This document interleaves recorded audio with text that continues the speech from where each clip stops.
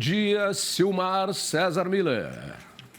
Muito bom dia, meu caro Otávio Sesc Júnior. Bom dia, os amigos do nosso canal Terra Viva. Eu leio o seu signo aqui ou não? Porque no band.com.br está aparecendo todo dia o signo. Eu acho que é sinal dos tempos, porque as pessoas, quando começam a procurar muitas previsões para a sua vida, é porque elas estão inseguras, incertas, e vem algumas coisas estranhas no momento, na vida, no mundo, no planeta, né? Então, elas começam a apelar para o esoterismo. Está aparecendo todo dia ali no band.com, quer saber do seu horóscopo? Aí todo dia, eu fui lá e pesquei o meu, que é o signo de Gêmeos. Falou lá umas coisas para mim lá que eu vou... prestar atenção, e falou que a minha cor do dia é azul marinho. O pessoal do figurino hoje matou a pau, matou a charada. Olha aqui, me mandou uma camisa azul marinho.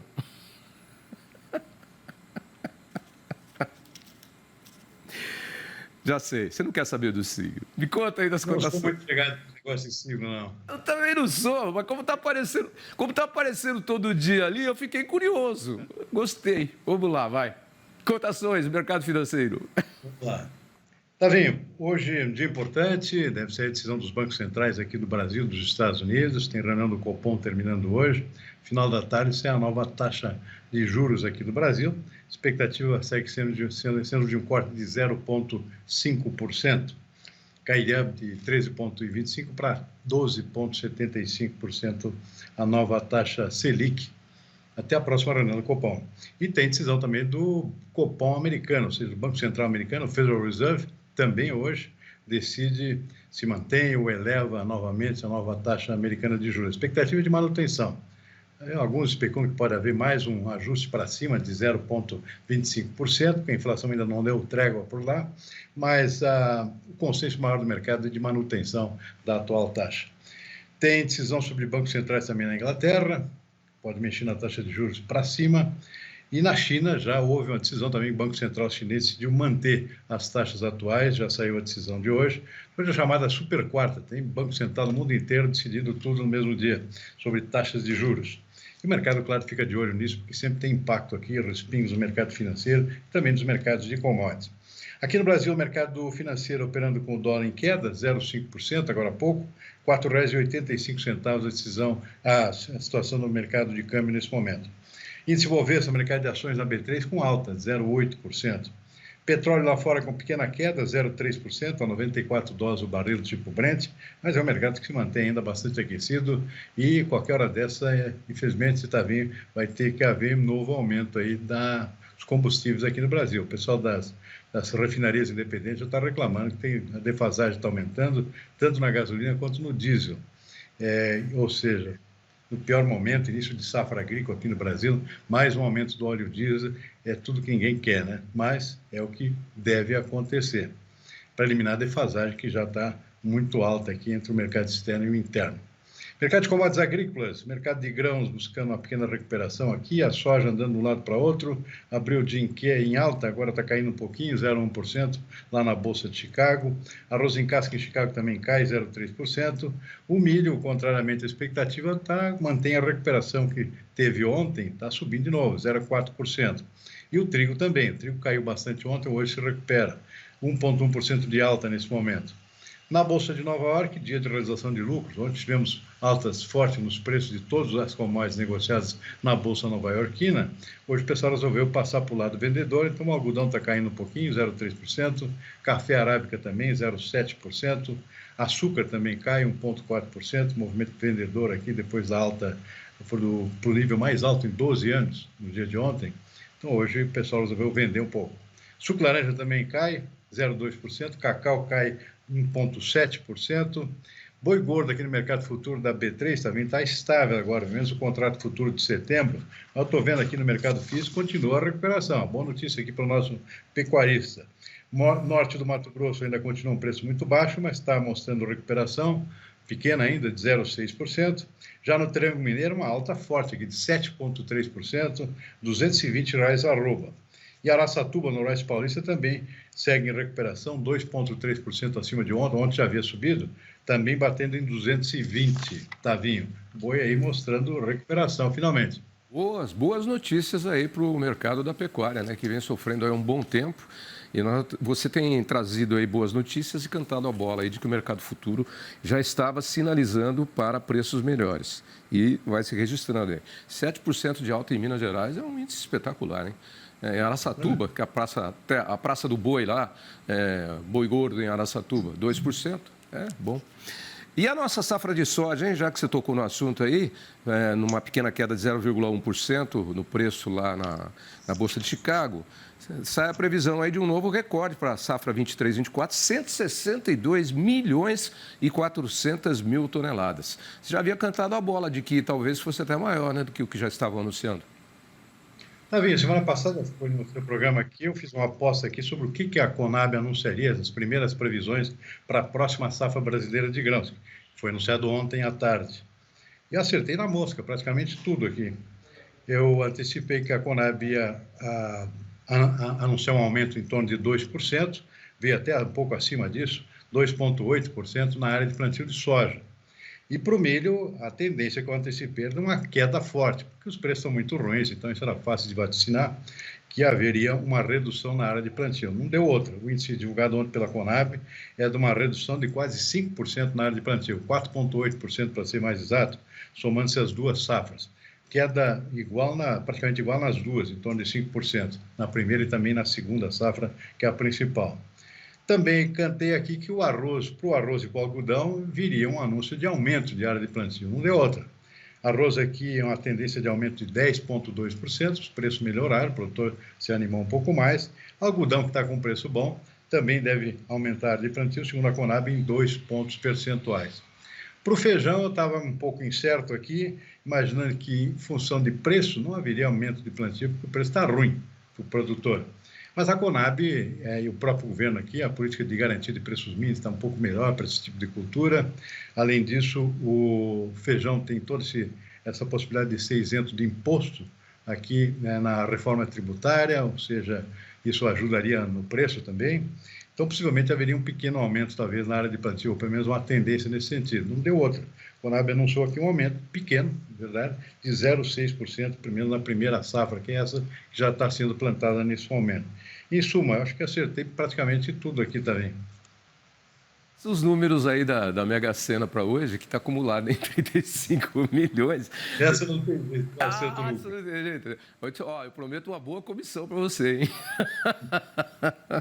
Vem cá, temos números novos também para a safra de café. Eu conversei com o presidente do Secafé dias atrás aí. Apesar de ser ano de bienalidade negativa, nós teremos 54 milhões e 360 mil sacas de café. Isso porque, em boa parte, porque a produção do ano passado foi muito prejudicada por problemas de estiagem, né? Então, o número é mais alto, apesar de ser um ano de safra negativa. E uma notícia aí que, não sei, eu vi nesse relatório agora, mas na conversa que eu tive com o presidente do Secafé, ele até elogiava a produção do café Conilon, mas parece que nós temos aqui, nessa previsão nova, uma queda de 11% na colheita. Como é que você vê esses números do café? Davi, mais ou menos dentro da expectativa, é bom ressaltar que é uma safra recorde para anos de bienalidade negativa, né? Que é quando a carga é menor, né? Sempre um ano de safra cheia, outro ano se sucede com safra um pouco menor em termos de carga dos pés de café. Então, para um ano de bienalidade negativa, é uma produção recorde, ou seja, superou bastante a do ano passado. O ano passado foi muito ruim, em função de clima, teve de tudo no ano passado, geada, seca, chuva demais, ou seja, tudo prejudicou a safra, né, do ano que passou. E esse ano, então, a safra melhor, com exceção do Espírito Santo, que você mencionou. O Espírito Santo teve um clima muito ruim esse ano. Vinha de um crescimento constante, renovação de cafezais, o Espírito Santo, que é o principal produtor de Conilon, né, café robusta, e esse ano não, o clima não ajudou, então houve um recuo que prejudicou essa ascensão do café Conilon no Brasil, que, aliás, vem melhorando muito em termos não só de produção, de produtividade, mas também de qualidade, né? Tanto que a mistura aqui com a arábica tem até aumentado aqui, porque a qualidade está muito boa do nosso Conilon. O Brasil é o segundo maior produtor e exportador mundial de Conilon, só perde para o Vietnã, né, que é o principal produtor dessa variedade, mas o Brasil possivelmente em breve vai superar também o Vietnã na produção do café robusta, que é o nosso Conilon aqui, crescimento especialmente no Espírito Santo, na Bahia, e também lá em Rondônia, né, que é outro estado, lá no outro extremo do Brasil, que também produz esse tipo de café robusta. Então tá aí. esse é o quadro desse ano, apesar de tudo, uma safra recorde num ano que normalmente é de safra menor, chamada bienalidade negativa. Para o ano que vem, agora, Tavinha, a grande ponto de interrogação é o clima, né?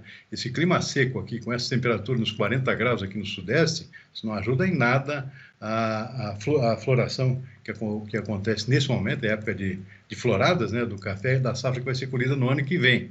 Está muito preocupante a situação do clima, que pode prejudicar o rendimento, a produtividade da safra que vai ser colhida no ano que vem, que tinha tudo para ser um novo recorde aqui, com um crescimento bastante expressivo, que é ano de bienalidade positiva 2024.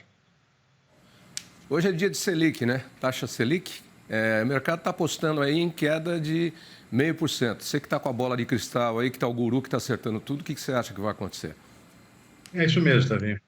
Havia anteriormente até uma expectativa de um corte maior, mas a inflação não deu trégua ainda, deu até sinal de vida nova aí, ultimamente, então o pessoal está um pouco preocupado aqui com a continuidade de cortes muito expressivos na Selic. Especulava a possibilidade de chegar a 7,5%, 1%, mas não é isso que vai acontecer, não. As apostas hoje estão todas voltadas para 0,5%, e olha lá, muita preocupação realmente com a recidiva aqui da inflação aqui no Brasil, e a perspectiva de crescimento maior do que o esperado, né? Ontem saiu uma estimativa do próprio Ministério da Fazenda aqui, apostando que o Brasil vai crescer 3,2% esse ano, ou seja, a economia está aquecida, mas isso também é fato gerador de inflação, normalmente, ou seja, praticamente uma coisa acaba levando a outra. Por sorte nossa, a inflação não está acompanhando da mesma forma como normalmente acontece o crescimento da economia, na mesma proporção. Então, isso é um indicador positivo, ou seja, seria um fato muito bom, novo, aliás, até, o Brasil crescendo sem inflação, né? Sem que a inflação acompanhe, ao contrário de que normalmente tenha acontecido no passado. Então, tem essa expectativa toda, um crescimento maior esse ano, com a inflação não acompanhando na mesma proporção, mas, de qualquer forma, o Banco Central aqui muito cauteloso com relação a essa questão de juros, talvez não afrouxe muito facilmente aqui, pelo menos nessa reunião de hoje, deixando talvez para próxima, aqui, daqui a 45 dias, talvez um afrouxamento maior dessa nossa taxa, que é uma das mais altas do mundo, né, em termos de juros também. Bom, eu deixei por último aqui para comentar. O Caju, abre o UOL lá de novo. O UOL divulgou hoje as 100 cidades brasileiras mais ricas do agronegócio. Está aí, ó. Saiba quais são as 100 cidades mais ricas do agronegócio brasileiro. Municípios fazem parte da relação divulgada pelo IBGE das 100 cidades mais ricas na produção agrícola brasileira. Desce um pouquinho, para aí, por enquanto. Aqui estão as 15 primeiras. Notem. MT, Mato Grosso, das 15, 9 cidades estão em Mato Grosso. Goiás, GO, 3 estão em Goiás. Bahia, 2 estão na Bahia e Mato Grosso do Sul, uma cidade. 9 no estado do Mato Grosso. Desce mais um pouquinho. A pesquisa englobou os dados da produção agrícola municipal referentes a 2022, levando em conta variáveis como área colhida, produção, valor da produção das lavouras e rendimento. E no topo da lista estão Sorriso, Mato Grosso, Campo Novo do Parecis, Mato Grosso, Sapezal, Mato Grosso, Rio Verde, Goiás e São Desidério, Bahia, com participação expressiva na produção brasileira de algodão, milho e soja, que é aquilo que a gente tem comentado aqui, né, Silmar? Já há um bom tempo e nos últimos dias, esses 3 produtos lideram o nosso ranking aí de exportações. E esses produtos fazem com que o PIB dessas cidades e o IDH, o Índice de Desenvolvimento Humano da ONU e da Unesco, esteja também entre os maiores do Brasil e os melhores do mundo. Para quem ainda duvida do agronegócio, isso aí é um bom cala-boca, né? Sem dúvida também. Eu gosto muito de acompanhar esse tipo de lista, sou fã de ranking, esse tipo de coisa, né? No mundo, no Brasil aqui. Então, eu sempre estou com essas listas atualizadas. Casualmente, eu estou com essa aqui bem na mão aqui. E, claro, Sorriso sempre na frente aqui. É uma coisa impressionante, o poder de fogo de Sorriso lá. E longamente acima, muito expressivamente acima do segundo colocado, que é Formosa do Rio Preto aqui. Aliás, Campo Novo do Parecis. Formosa do Rio Preto foi no ano anterior. A maior parte são municípios do Mato Grosso. Aqui tem uma característica também que deve se ressaltar, que é o tamanho dos municípios, né? Mato Grosso ainda é um estado em formação, tem muitos municípios muito grandes em termos territoriais, ao contrário, por exemplo, do Paraná e do Rio Grande do Sul, que em alguns casos tem uma concentração de produção até maior em determinadas regiões, mas os municípios são muito pequenos, né? Ou seja, então houve um corte muito grande no passado recente aqui em termos de territórios dos municípios nos estados do Sul e também do Sudeste, né? Então, por isso que Mato Grosso ainda aparece lá com esses municípios muito grandes territorialmente e, claro, aí pontei em toda a lista aqui dos principais municípios produtores de grãos, que são setores que exigem grande extensão de solo, né, de terras. Mas, feita a ressalva aqui, Mato Grosso aqui realmente sempre na ponta com o maior número de municípios. Depois tem o Oeste Baiano, que também tem essa característica, são áreas muito grandes ainda, é uma área em formação ainda, o Oeste Baiano, que é da Bahia, que há poucos anos atrás, há poucas décadas, falando melhor, praticamente era desabitado, não tinha nada lá, ou seja, alguma pecuária eventualmente lá, e zonas de cerrado nessa região. E agora sim, com municípios grandes, grande extensão, também pontei aqui entre os 10, 15 maiores aqui do nosso agronegócio. E aí tem as exceções aqui em outros estados, que Jataí, em Goiás, por exemplo, Rio Verde, são 2 municípios de Goiás que também aparecem nas listas com frequência. E lá, bem mais longe, lá começa a aparecer outros municípios, como Unai, em Minas Gerais, também está na lista aí desses 100 maiores, mas já um pouco com áreas um pouco menores. Mas é uma área de expansão importante, por exemplo, Unai, lá na fronteira lá com Goiás, perto de Cristalina, né? Praticamente na fronteira entre os 2 estados, é uma zona de muito crescimento, também aparece nessa lista de grandes municípios do nosso agronegócio, principalmente nesse setor de grãos. Mas repetindo aqui, Sorriso de longe aqui. O faturamento de Sorriso com a produção de grãos, que é soja, milho e algodão, basicamente, 11,5 bilhões de reais. Isso é do ano passado, né? Não é desse ano, que pode ser maior ainda. Com 5 milhões e 800 mil sacas de soja produzidas, 5 milhões e 800 mil toneladas de soja produzidas somente nesse município também. Tenho aqui números, mas dá para procurar. Esse valor aí deve ser maior do que o orçamento de muito país aí, pequeno e pobre no mundo. Sim. 11 bilhões? Não é brincadeira. Dá o quê? 5 bilhões de dólares? Ave Maria, é muito dinheiro. Vem cá, você citou bem essa questão aí dos municípios e das extensões em Mato Grosso, né? A gente aqui em São Paulo, você conhece aquela expressão, vamos fazer um bate-volta, né? Fazer um bate-volta é ir no mesmo dia e voltar. Faz bate-volta daqui para Santos, dá 75 quilômetros. Vai daqui a Sorocaba, 78, daqui a Campinas, 95. Aí dá para fazer o que tem que fazer e volta, bate-volta. No Mato Grosso, o pessoal faz bate-volta lá, é de 500 quilômetros para ir e 500 para voltar, tá? Pega o caminhonetão e sai 4 horas da manhã e, poeira e estrada, 500 quilômetros, vai lá, resolve o que tem que ver, volta para casa, chega 10 horas da noite. Bate e volta lá, são 500 quilômetros. Eu fazia muita palestra por lá, então ia de carro, né? E nem todos os lugares a gente tinha estrada asfaltada, né? Então aquele poeirão lá. Mas era isso aí, 300, 500 quilômetros e ida e voltar no mesmo dia, né? É o bate-volta. É o bate-volta. Falar nisso, o brasileiro que não perde a piada já fez com o nosso presidente aí, que está viajando bastante, né? Então, publicou aí pelo WhatsApp, porque quando uma banda, os Rolling Stones vão fazer uma turnê mundial, é Rolling Stones World Tour, né? E os caras lá com a guitarra. Então, botaram o nosso presidente num meme aí, e com uma guitarra na mão e escrito Lula World Tour. Brasileiro não perde a piada mesmo, né? É verdade. Parte do tempo aí viajando. Está viajando bastante. Está viajando bastante aí, tentando os acordos aí. Vamos lá. Ok, Silmar. Amanhã, quinta, de volta, hein? E o calorão continua. Até. Tchau. Boa tarde, até amanhã.